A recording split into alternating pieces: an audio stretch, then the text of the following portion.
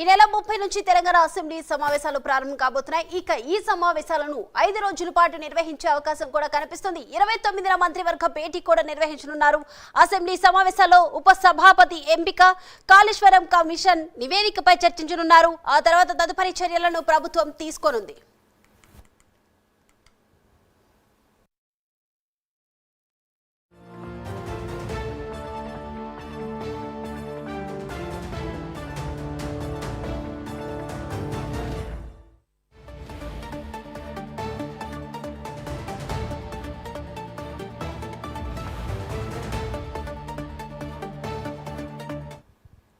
Right, breaking చూస్తున్నాం. ఈ నెల 30 నుంచి తెలంగాణ అసెంబ్లీ సమావేశాలు ప్రారంభం కాబోతున్నాయి. ఈ సమావేశాలను 5 రోజుల పాటు నిర్వహించే అవకాశాలు ఉన్నాయి. అలాగే 29న మంత్రివర్గ భేటీ కూడా నిర్వహించనున్నారు. అసెంబ్లీ సమావేశాల ఉప సభాపతి ఎంపిక, కాళేశ్వరం కమిషన్ నివేదికపై కూడా చర్చించనున్నారు.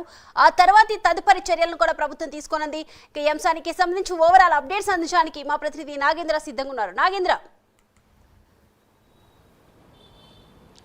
Thank you Deepika. Kaleshwaram commission నివేదికలో ఉన్నటువంటి వారిపై చర్యలు తీసుకునేందుకు ప్రభుత్వం సిద్ధమవుతుంది. దానిలో భాగంగానే ఈ నెల 30వ తేదీ నుంచి అసెంబ్లీ సమావేశాలని ఏర్పాటు చేయాలనేటటువంటి నిర్ణయానికి ప్రభుత్వం రావడం జరిగింది. ముఖ్యంగా ఈ కాళేశ్వరం కమిషన్ ఇచ్చినటువంటి నివేదిక సంబంధించినటువంటి అంశంలో ప్రధానంగా గతంలోనే సీఎం రేవంత్ రెడ్డి అసెంబ్లీ సమావేశాలను ఏర్పాటు చేస్తాం, ఆ కాళేశ్వరం కమిషన్కి సంబంధించి నివేదికను అసెంబ్లీలో చర్చకు పెడతామంటూ కూడా గతంలో ఆయన చెప్పినటువంటి పరిస్థితి ఉంది. ప్రస్తుతం దానికి అనుగుణంగానే ఈ నెల 30వ తేదీ నుంచి 3 రోజుల పాటు అసెంబ్లీ సమావేశాలని ఏర్పాటు చేయబోతున్నారు. ఈ అసెంబ్లీ సమావేశాలకి ముందు రోజు 29వ తేదీన కేబినెట్ సమావేశం ఏర్పాటు చేసి ఆ సమావేశంలో ప్రధానంగా ఇటు కాళేశ్వరం సంబంధించినటువంటి నివేదిక కానీ అదేవిధంగా స్థానిక సంస్థలకు సంబంధించినటువంటి అంశం, ఈ 2 అంశాల ఎజెండాగా కేబినెట్ సమావేశం నిర్వహించబోతున్నారు. నిర్వహించిన తర్వాత 30వ తేదీ నుంచి అసెంబ్లీ సమావేశాలని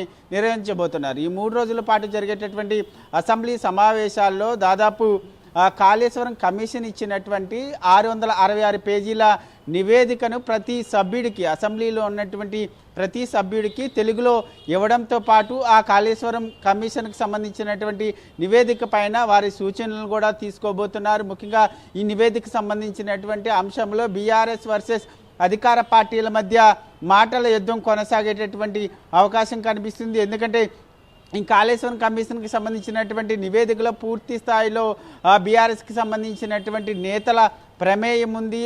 వారి ప్రమేయం వల్లనే పూర్తిగా కాళేశ్వరంకి సంబంధించి ప్రాజెక్టు కుంగిపోయింది అనేటటువంటి నిర్ణయానికి కమిషన్ రావడం జరిగింది. ఆ కమిషన్ ఇచ్చినటువంటి నివేదిక పైన బీఆర్ఎస్ ఏ విధంగా డిపెండ్ చేస్తుంది, ప్రభుత్వం ఏ విధంగా వారిని ఇరుకును పెడుతుంది, దీనికి సంబంధించి సభ్యుల అభిప్రాయాలను ఏ విధంగా తీసుకుంటుంది, తీసుకున్న తర్వాత సమావేశాల తర్వాత వారిపైన ఏ విధమైనటువంటి చర్యలు తీసుకుంటుంది అన్న దానిపైన ఈ 3 రోజుల అసెంబ్లీ సమావేశాల్లో ప్రధానంగా మాటల యుద్ధం కొనసాగేటటువంటి అవకాశం కనిపిస్తుంది. దీంతో పాటు మరొకవైపు స్థానిక సంస్థల ఎన్నికలకు సంబంధించి ప్రధానంగా నెక్స్ట్ మంత్ స్థానిక సంస్థల ఎన్నికలు కంప్లీట్ చేయాలనేటటువంటి ఆలోచనలో ప్రభుత్వం ఉంది. ప్రస్తుతం దానికి సంబంధించి ముఖ్యంగా బీసీ రిజర్వేషన్లకు సంబంధించి ముఖ్యంగా 42% బీసీ రిజర్వేషన్ కల్పిస్తామంటూ కూడా ఇప్పటికే ప్రభుత్వం చెప్పింది. కానీ దానికి సంబంధించినటువంటి బిల్లుని ఇప్పటికే కేంద్ర ప్రభుత్వానికి పంపించినప్పటికీ దానికి సంబంధించి ఇంకా గ్రీన్ సిగ్నల్ ఇవ్వలేదు. ఇప్పటివరకు కూడా కేంద్రం గ్రీన్ సిగ్నల్ ఇవ్వకుండా ఇక్కడ 42% రిజర్వేషన్ అమలు చేసేటటువంటి ప్రసక్తి లేదు. కాబట్టి పార్టీ పరంగా 42%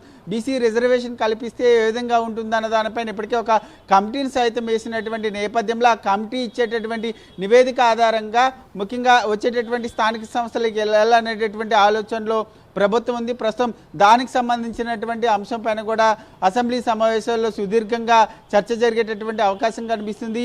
ఈ 3 రోజుల పాటు జరిగేటటువంటి అసెంబ్లీ సమావేశాల్లో ప్రధానంగా కాళేశ్వరం కమిషన్కి సంబంధించినటువంటి నివేదిక, అదేవిధంగా స్థానిక సంస్థలకు సంబంధించినటువంటి బీసీ రిజర్వేషన్ ఎజెండాగా ఈ 3 రోజుల పాటు చర్చ హాట్గా కొనసాగేటటువంటి అవకాశం అయితే కనిపిస్తుందని చెప్పాలి దీపిక.